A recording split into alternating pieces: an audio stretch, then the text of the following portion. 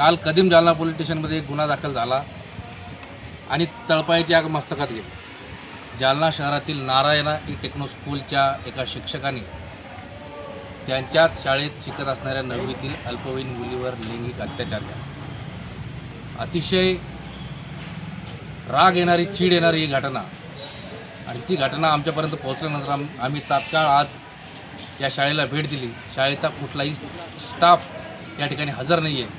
आज आम्ही त्यांना जाब विचारणार होतो की तुमच्या शाळेमध्ये अशी घटना घडते, तुम्ही तुमच्या विद्यार्थ्यांचं समुपदेशन तुमच्याकडून होतं का नाही? विशाखा समिती जी आहे ती तुमच्या इथं कार्यरत आहे का नाही? त्या समितीमार्फत तुम्ही विद्यार्थ्यांचं समुपदेशन करता का नाही?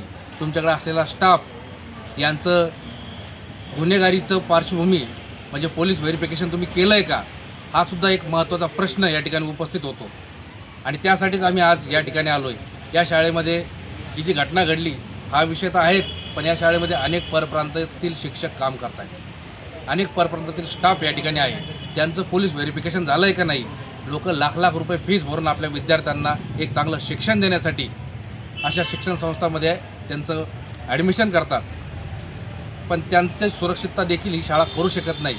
ही अतिशय लाजिरवाणी बाब आहे, आणि त्याचमुळे आज महाराष्ट्र नवनिर्माण सेनेच्या माध्यमातून आमचे मनसेचे शहराध्यक्ष राहुल भाऊ रत्नपारखे, आमचे युवा नेते सन्माननीय श्री यश भैया राऊत, विलासजी तिकांडे, विवेक वैद्य, त्यानंतर आमचे आर पाटोळे, जगदीश भैया चौंडी, असे आम्ही सर्व मनसेची टीम या ठिकाणी आज यांना जाब विचारण्यासाठी आलो होतो। पण शाळेचा कुठलाही कर्मचारी आम्हाला सामोरे यायला तयार नाही आहे, आणि आज आम्ही इथं आलो आहे। उद्या सोमवारी आम्ही शिक्षणाधिकारी यांच्या दालनामध्ये ठिय्या आंदोलन करणार आहोत, आणि या शाळेवरती कारवाई करण्याची मागणी आमच्या माध्यमातून आम्ही करणार आहोत।